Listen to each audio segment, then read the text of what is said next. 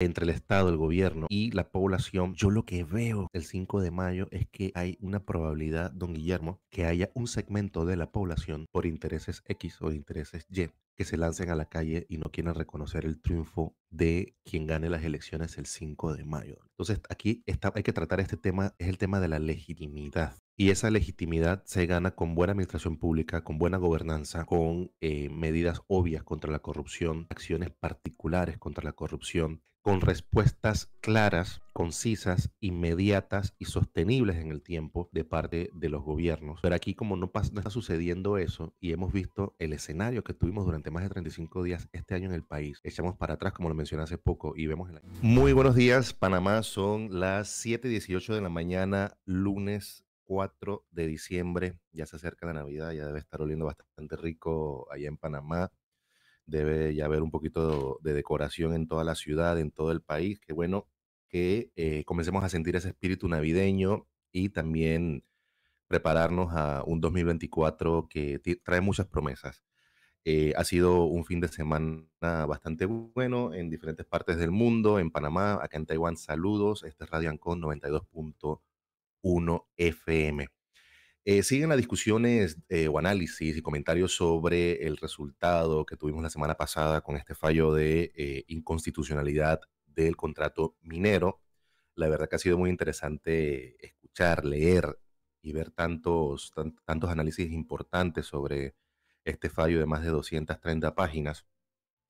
Y entre ellos, siempre hay mucha duda sobre esto de las consideraciones a los acuerdos internacionales, a temas de normas internacionales en relación al ambiente también. Em, y la verdad que cuando se desmenuza y se hace un análisis profundo de esas repito, más de 230 páginas de fallo de inconstitucionalidad del acuerdo minero, pues hay mucha mención en diferentes aspectos en cuanto al tema sí ambiental, al tema de derechos humanos, pero aquí lo que sobresale, al menos lo que a mí me llama sumamente la atención, es el hecho de que este fallo pareciera que es básicamente como una gran reprimenda, un gran regaño al gobierno nacional, tanto al Ejecutivo como a la Asamblea Nacional.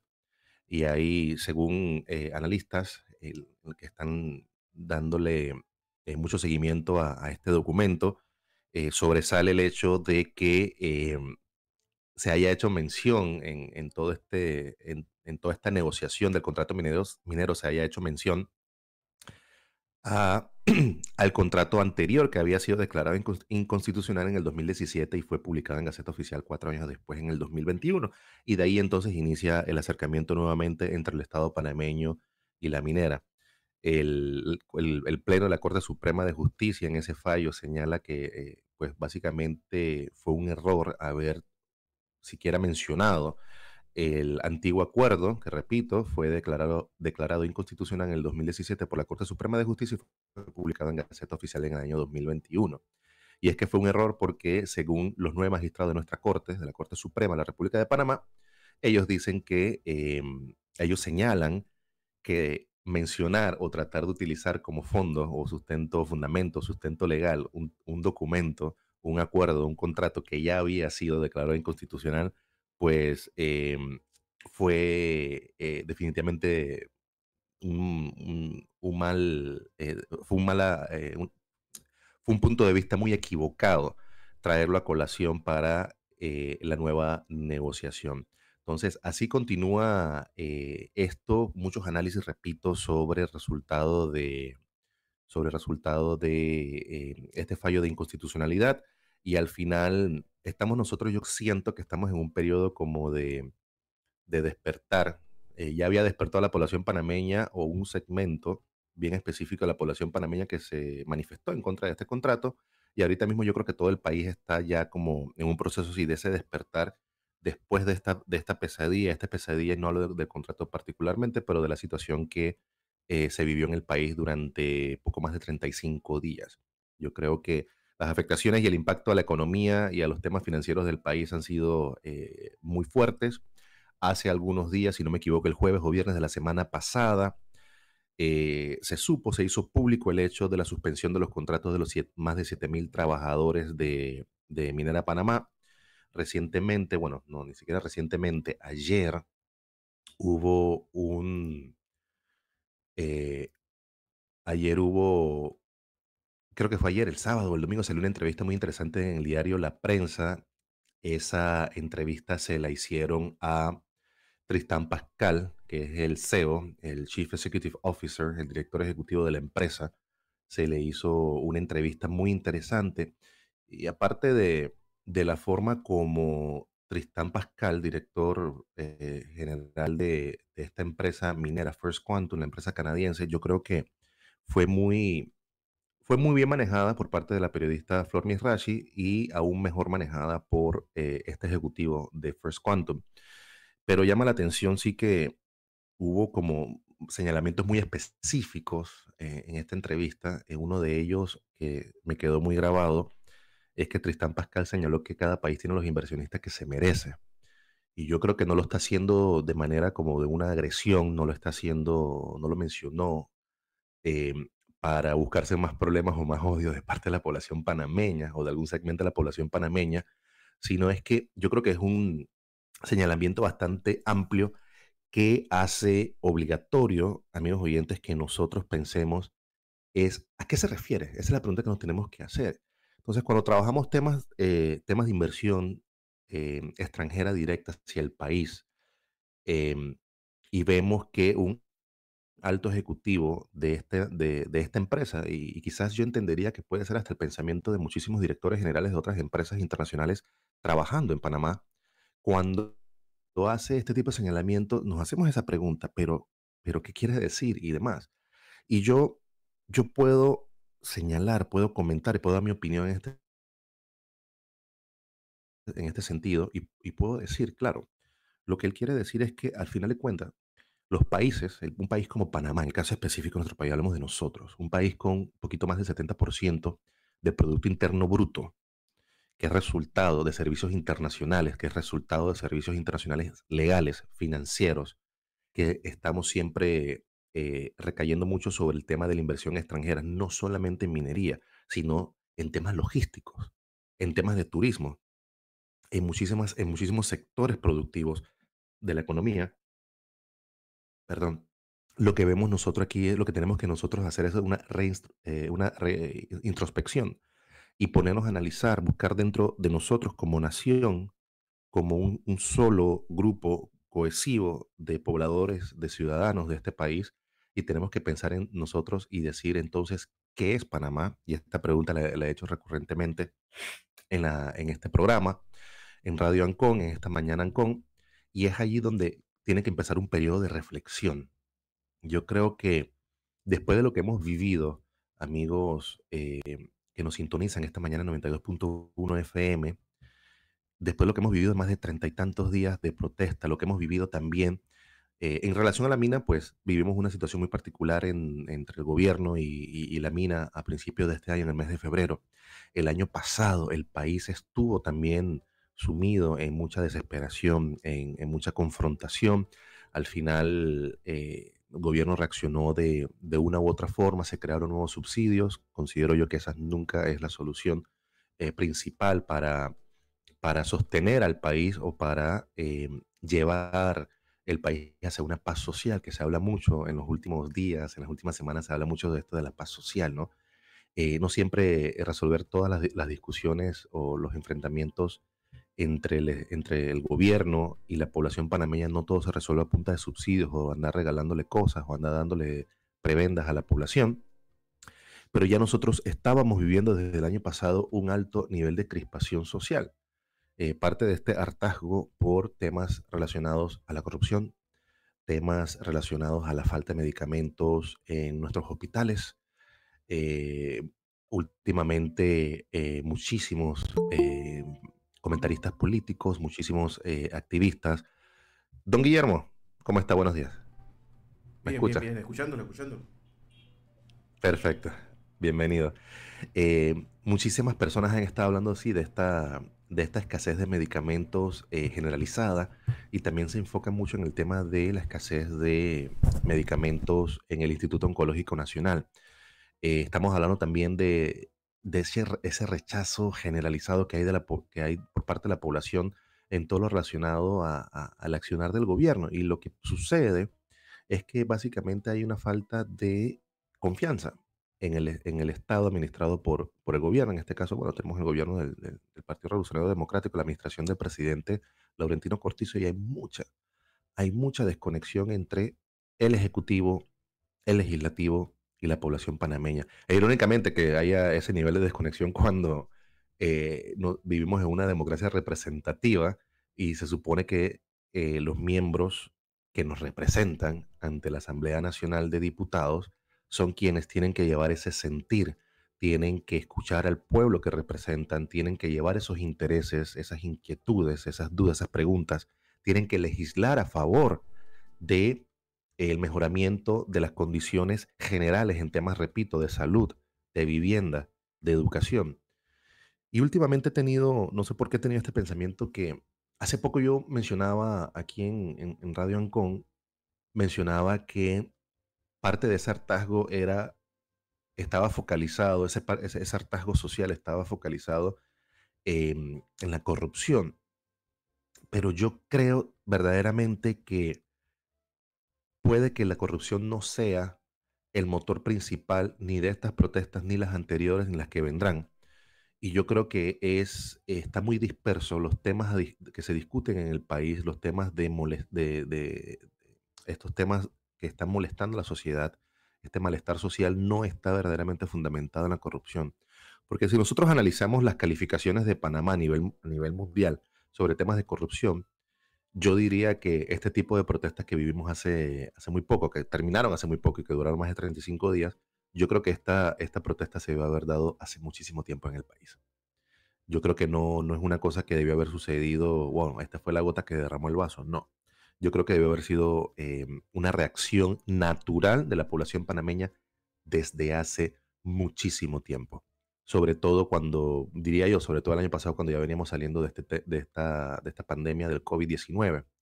Pero yo, haciendo un análisis más profundo en los últimos días, me doy cuenta que puede que no sea la corrupción el factor principal o el motor que hace que la población panameña salga a las calles para exigir. En este caso, lo último fue el tema minero, pero en otras ocasiones no estamos hablando de corrupción, y yo creo que esa no es la discusión que está sobre la mesa en este país. Y eso es preocupante. Don Guillermo, 8:30, perdón, 7:30 minutos del lunes 4 de diciembre. Vamos al corte. Vamos al corte comercial y regresamos con Nemías Jaén y el sillón de Ancón en la mañana Ancón. Y seguimos con don Nemías Jaén, politólogo, analista político, y seguimos conversando sobre lo que ha pasado durante este tiempo en Panamá, Nemías. La verdad es que cuando te escuchaba, yo quiero recordarte las últimas encuestas que se han realizado. Todas ponen a la corrupción detrás de la ambulancia en cuanto a los temas motivacionales del panameño a la hora de votar. Así que yo creo que todas estas denuncias que se hacen de corrupción, que sí, que pagaron aquí, que hicieron allá, son parte de un morbo, ¿no?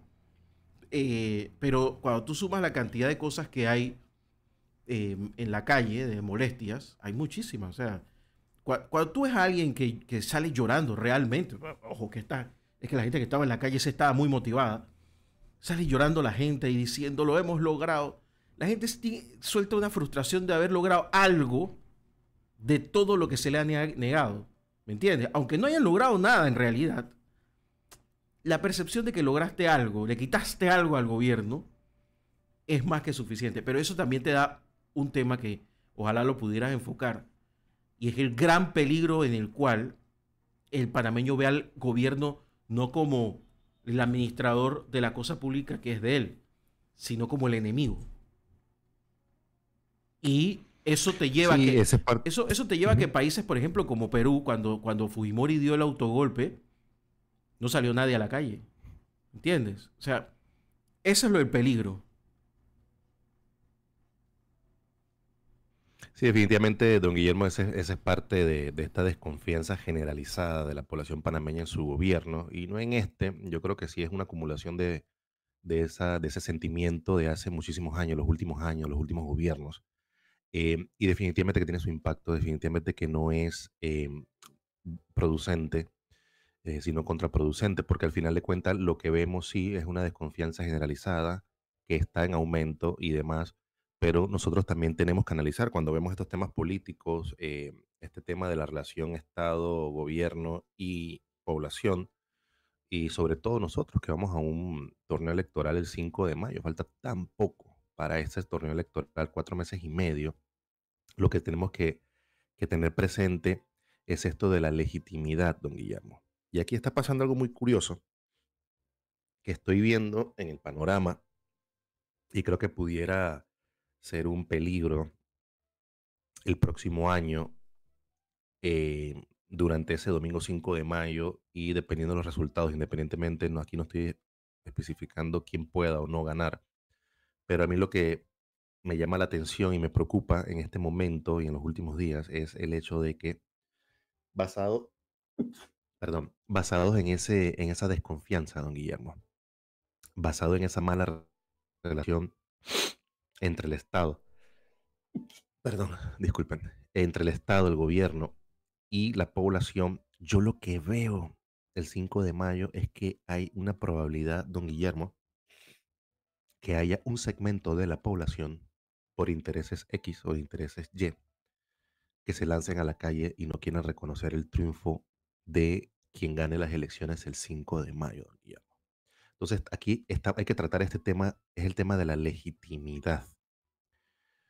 Y esa legitimidad se gana con buena administración pública, con buena gobernanza, con medidas obvias contra la corrupción, acciones particulares contra la corrupción, con respuestas claras, concisas, inmediatas y sostenibles en el tiempo de parte de los gobiernos. Pero aquí como no está sucediendo eso y hemos visto el escenario que tuvimos durante más de 35 días este año en el país, echamos para atrás, como lo mencioné hace poco, y vemos el año pasado cómo sucedió esto, de las protestas también que paralizaron el país por varios días. Don Guillermo, amigos oyentes, a mí me preocupa sobremanera que se ponga en tela de dudas el resultado de las elecciones del domingo 5 de mayo del 2024. Yo creo que es bastante obvio que los niveles de organización, no solamente a niveles, por ejemplo, del Suntrax o demás, sino en diferentes sectores sociales y políticos de este país, al menos en el último escenario que tuvimos, hubo mucha organización. Evidentemente, don Guillermo, hay que decirlo, hubo mucho dinero de por medio, hubo muy buena financiación, de estos movimientos, de líderes sociales, de activistas, de influencers y demás. Ha habido mucho dinero en la calle, y estamos, don Guillermo, nosotros tenemos que pensar siempre, bueno, aparte por el trabajo que yo hago, yo siempre pienso, siempre creo escenarios y después se descartan ciertos escenarios y al final quedan tres, cuatro escenarios y en base a eso entonces se trabajan temas de estrategia y demás, de todo tipo. Y es por eso que no puedo evitar pensar que uno de los escenarios o el peor caso escenario que podemos nosotros vivir el 5 de mayo es un rechazo generalizado de un segmento de la población que estando en las calles, por supuesto que hace bulla, por supuesto que levanta polvo y por supuesto que no podemos notar, don Guillermo, em, que luego tiene la imagen de como que el 90% de la población estuviera en las calles rechazando X o Y. ¿Qué va a suceder, don Guillermo, amigos oyentes, si el 5 de mayo tenemos un movimiento listo, organizado, preparado para salir a las calles y no reconocer el triunfo de X o Y persona que, según el Tribunal Electoral, vaya a ganar las elecciones presidenciales del 5 de mayo? Así es que No, pero eso ese, es un escenario real, completamente real. y no lo habíamos vivido, don Guillermo, es porque lo que pasa también es que estamos viviendo cosas que no habíamos vivido en los últimos 30 años y es por eso que es inevitable tener que pensar que lo que se está buscando, don Guillermo, es deslegitimizar las elecciones del 5 de mayo. Y eso es preocupante y yo creo que es lo que tenemos que estar pensando ahorita mismo, don Guillermo, porque donde haya la más mínima percepción que se llegue a generalizar en todo el país de quien gane de la persona que vaya a ganar las elecciones, haya gente en las calles y traten y básicamente promuevan la no aceptación o reconocimiento de esa persona como nuevo presidente o nueva presidenta de la República, yo creo que estamos, don Guillermo, estamos jugando con fuego, la verdad. Y yo creo que el país está en este nivel de crispación, don Guillermo, y es por eso que lo tengo que señalar aquí. Es inevitable tener que decirles, señores, que nos escuchan a través de la frecuencia de Radio Ancon, que lo peor está por venir. Y aquí no somos Nostradamus, ni leemos el tarot, ni tabaco, ni café, ni nada, ni somos adivinos para tener que decirles a ustedes que esto es una posibilidad. Lo que estamos viviendo fue simplemente un escenario de prueba, amigos oyentes. Y estas cosas en temas de consultorías y hasta en gobierno, en las empresas privadas y demás, siempre se hacen escenarios de prueba.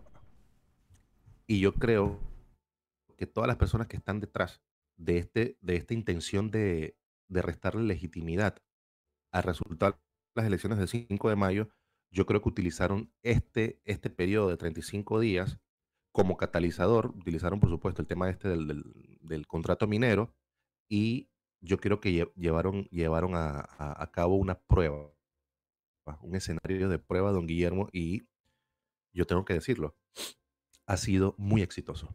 Quienes estén trabajando esta estrategia, quienes estén con este escenario de prueba en el país, fueron extremadamente exitosos, han logrado validar esa estrategia, han logrado afinar esa estrategia, don Guillermo, y la verdad que nos estamos dirigiendo a un choque aún más fuerte, muy probablemente a un choque más fuerte dentro de algunos meses en Panamá. Yo Por eso creo, vuelvo y repito, yo amigos creo que hubo oyentes, dos ensayos generales, uno que fracasó y uno que lo logró.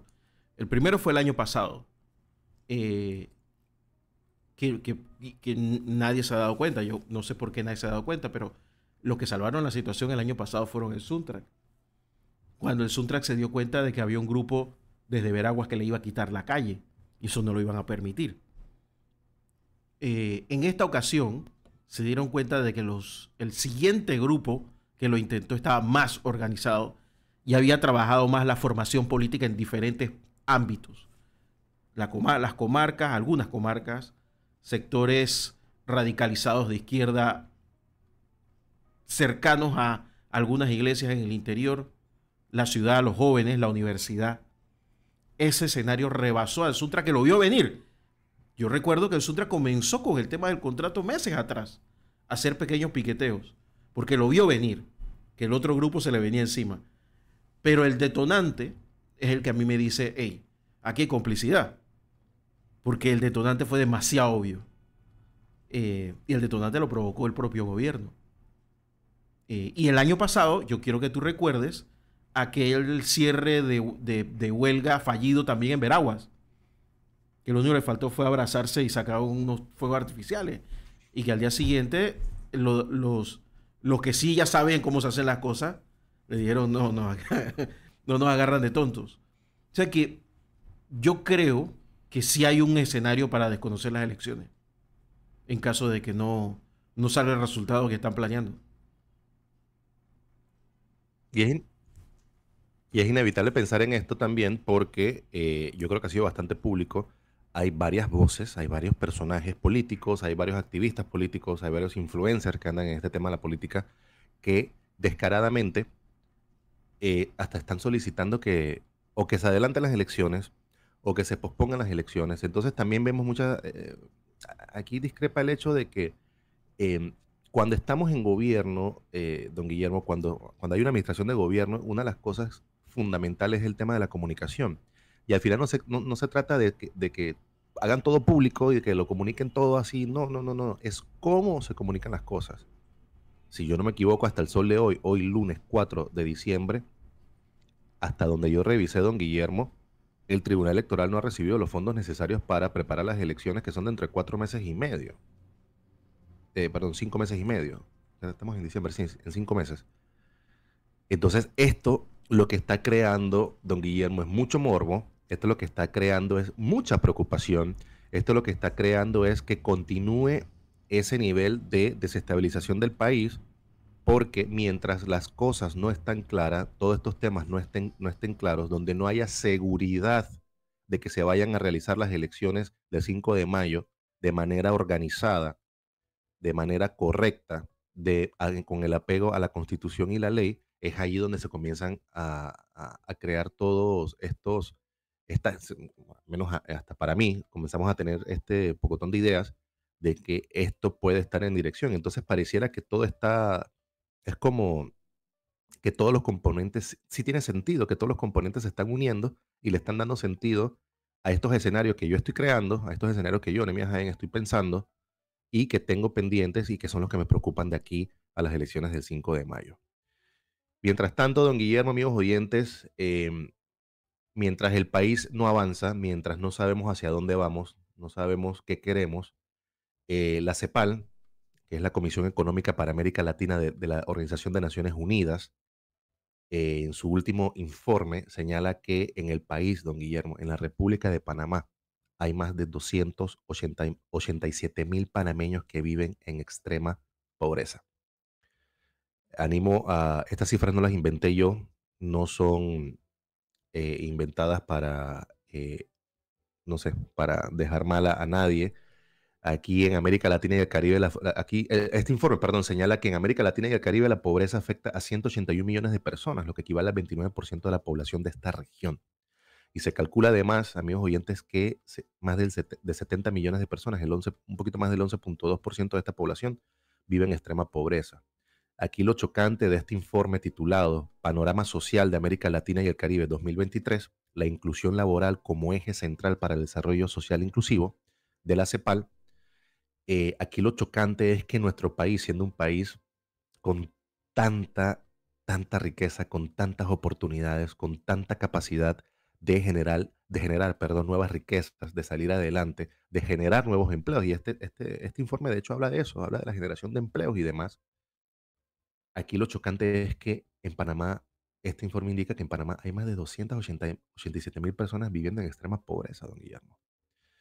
Es preocupante, pero vemos este tipo de reportes y nosotros decimos, no, pero si no es posible, ¿no? El Black Friday estaba todo lleno y los restaurantes siguen llenos y no sé qué. Bueno, yo creo que también hay que irse un poquito a la periferia, al menos en la provincia de Panamá. También hay que irse un poquito hacia el interior del país para que podamos palpar esa realidad que vive el país. Estamos hablando aquí que este informe revela que el porcentaje de personas en pobreza pasó del 15.6% en el 2021 a 14.13%. Esto equivale a que hay una persistencia en esta situación de pobreza de más de 630.000 personas. Don Guillermo, según el último censo, ¿cuántos panameños o habitantes tiene el país, perdón? 4.4 era. 4.2, 4.2, 4.4 creo que era. Vamos a pensar que estamos en 4.3 millones de habitantes en Panamá. Estas cifras, don Guillermo, estamos hablando de que un sexto de la población panameña está en pobreza, en algún tipo de pobreza, en pobreza generalizada según los estándares internacionales de Naciones Unidas o en extrema pobreza. Esto es definitivamente uno de los riesgos más altos que tiene este país, don Pero Guillermo. Nehemías, ya, bueno, es que yo recuerdo el año pasado cuando hicieron el índice de pobreza multidisciplinaria, multimodal, no me acuerdo cómo era. Multidimensional. Multidimensional, gracias, Multidimensional. Nehemías. Multidimensional, que por cierto, precisamente la que era ministra y que hizo eso, está ahora mismo en las Naciones Unidas. Creo que el puesto más alto del PNUD a nivel regional. Y el estudio, yo lo vi con ella, frente a ella, y la verdad es que me impresionó mucho ver que todos los corregimientos del país, de las comarcas, sobre todo de las comarcas nobles, la gente vivía en extrema pobreza. Entonces, claro, son los más vulnerables a la manipulación, Nehemías. ¿Cómo no van a estar en las calles con cualquier argumento? Si viven en la extrema pobreza y ven la opulencia, tienen celular, ¿ah? Tienen celular, o sea, saben qué pasa fuera del mundo. O sea, ellos ven a sus pares en otros países también, mejor o peor, pero se dan cuenta de que en Panamá se hacen presupuestos de 26.000 millones de dólares. ¿Me entiendes? y que se puede invertir en ellos, pero manteniendo sus costumbres. O sea, también nosotros a veces nos cegamos en que queremos mirar para otro lado. Bueno, ellos son pobres y ya. Y no, o sea, la gente ese tipo de extremos genera cosas. Y por eso es que uno dice, no, pero hay gente detrás. Sí, claro que hay gente detrás. Por supuesto que hay gente detrás. Pero ¿por qué? Porque los han identificado como los más vulnerables del país. La verdad que es muy difícil digerir estas cifras, don Guillermo, si nosotros y tengo que... Y también tengo que... Y hay una corrección también que la gente estaba viendo con la cantidad de población del país y según los números que indica este reporte, estamos hablando de un octavo de la población panameña en riesgo de pobreza. Aquí, don Guillermo, lo curioso es que en este reportaje del extracto y el análisis que se hace de este documento de la CEPAL, estamos hablando que en el 2020 había 953.000 personas en pobreza en Panamá. En el 2021 disminuye, eso durante la pandemia. En el 2021 todavía en la pandemia, eso disminuye a 679.000 personas. Yo me imagino que por la incidencia y el impacto de la aplicación de ciertos subsidios. Y en el 2022 estamos en un nivel de 630.000, como acabamos de señalar. Esto, don Guillermo, no importa si hace 3 años eran 900, ahora son 600 tanto y ahora 600 tantito. Aquí lo preocupante es, don Guillermo, que hay una persistencia muy fuerte de pobreza en el país. Entonces, este informe habla sobre la creación de empleo y demás, pero es que aquí está, yo creo que es la base del desbalance que existe en el país. Tenemos una sociedad enferma, no tienen acceso a salud digna y decente. Tenemos a una población que sí, que necesita empleo para utilizar eso como motor y que sea en el tiempo sostenible para las familias y demás, para que salgan de esa incidencia de pobreza y demás. Pero al final, don Guillermo, aquí hay gente que trabaja con salarios mínimos y demás, que no son consideradas pobres según los estándares internacionales, pero aquí hay personas, don Guillermo, que aún trabajando pasan hambre, que aún trabajando pasan demasiadas dificultades, porque al final de cuentas, don Guillermo, si tú tienes X salario mínimo, don Guillermo, dos adultos en una casa con dos niños, y al final de cuentas ni siquiera eso alcanza para tener una vivienda digna. Ni siquiera alcanza, don Guillermo, para pagar medicamentos, para tener atención médica, ni siquiera básica, ni siquiera preventiva. Y aparte de eso, están los hijos de esa pareja, en este ejemplo que estoy creando, tampoco tienen acceso a una buena educación, don Guillermo. Aquí, ¿qué garantías hay de que haya un avance social o movilidad social para esas familias? Entonces, yo creo que esa es parte de la realidad que se está viviendo. Es lo que yo siempre le menciono a muchos amigos acá. Digo, sí, aquí el salario mínimo en Taiwán, el mínimo, por decir un número, vamos a decir que son $1.000 al mes. Don Guillermo, por aquí el sistema de atención médica es preventivo y está descentralizado. Uno no tiene que ir a un hospital para recibir atención médica o para hacerse exámenes o demás. Hay especialistas distribuidos en toda la geografía de la isla de Taiwán. Y lo mejor de esto, don Guillermo, es que es gratis. Sí, así como lo estoy diciendo, es gratis. Entonces, aquí en el tema de transporte, pues uno dice, claro, sí, una ciudad de primer mundo, lo que sea así, perfecto. Pero aquí el sistema de transporte es extremadamente barato. Y básicamente, al menos en Taipei, que tiene el mejor sistema de transporte público de todo el país, aquí en Taipei uno se puede movilizar por toda la ciudad de canto a canto por muy bajo precio y muy cómodamente. No necesitas tener automóvil, no necesitas despertarte 4 horas antes para poder llegar a trabajar, no necesitas despertarte tan temprano para llevar a los niños a la escuela. O sea, hay bastante factores que ayudan que haya, que exista cierto nivel de tranquilidad en la población, independientemente de los salarios. Aquí el gran problema de Taiwán es el tema de los bienes raíces, pero bueno, es otra discusión. Lo uso nada más como un ejemplo. Entonces, nosotros tenemos que pensar muy bien hacia dónde se está dirigiendo el país, don Guillermo, y es exactamente este tipo de cifras, amigos oyentes, que son las que nos tendrían que preocupar. Curiosamente, me encantó ver esto fue en el diario La Prensa, ahora aquí en La Estrella de Panamá, hoy, lunes 4 de diciembre, me encantó un artículo en la sección de Nacional que habla del turismo, la renta sustitutiva de la minería. Muy grande este artículo, don Guillermo, que la Estrella de Panamá, la periodista Marlene Testa, haya hecho esta entrega muy buena. Habla que el sector turismo el año pasado atrajo 1.9 millones de visitantes y que se estima que el país tendría que atraer extra 1.6 millones de personas más para poder compensar los ingresos que dejarán de percibirse de las operaciones mineras. El análisis es muy bueno, las cifras utilizadas son excelentes.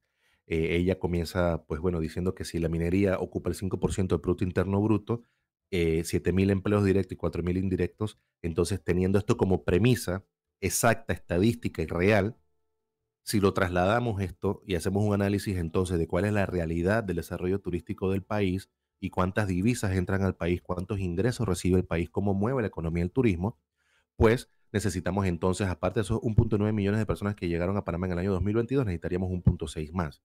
Estaríamos hablando, don Guillermo, necesitamos, vamos a decir, necesitamos 4 millones de visitantes al año. Pero aquí el problema no es entender las cifras, aquí el problema es entender, saber y pensar cómo vamos a llegar a cumplir con esas cifras, cómo vamos a llegar a esas metas, porque aquí hay algo muy cierto, don Guillermo, amigos oyentes, el país no está preparado para recibir esa cantidad de turistas. Más allá de eso, Nemías, yo te Entonces, quiero preguntar eh, si tú estarías dispuesto a invertir 10 millones de dólares en una empresa de riesgo turístico en Panamá. nadie lo va a hacer, don Guillermo, y menos después de lo que ha estado O sucediendo sea, en todo el año vas a poner 2022 y 20 este año millones de dólares en 2023. tierras altas sabiendo de que mañana te lo pueden cerrar, que ha pasado 2 años Don seguidos. Guillermo, es que ni siquiera un microempresario va a querer invertir en Pedací Entonces, comprándose una casa de 2 pisos con 6 habitaciones para ponerla de hostal. entonces, Entonces, y que la casa puede costar, qué sé yo, $500,000. ¿cómo Entonces, vamos sí, usted está a en lo tener correcto. semejante? Y además, hay una parte en el análisis que a mí también me parece muy sesudo y bonito, que yo me imagino que ese no era el ángulo de la noticia. Y tiene que ver con la confianza. O sea, ahora que se comiencen a perder. Las próximas noticias que vienen son pérdidas de eh, anuncios de agencias calificadoras, que usualmente, tú lo sabes porque tú trabajas de eso, usualmente son siempre malas noticias mundiales. Eh, y eso es un periodo. Es un periodo. Yo sí te suscribo a lo que dijiste. Se va a poner peor, no mejor. Y al final de cuentas, aquí tenemos que también pensar en un hecho real. No se trata, sí, que sabemos que eso lo puede sustituir, sí, perfecto, pero ¿cómo lo vamos a hacer si en este momento, como mencioné, no hay una estructura para atraer a esos turistas, no, el país no está preparado para ello?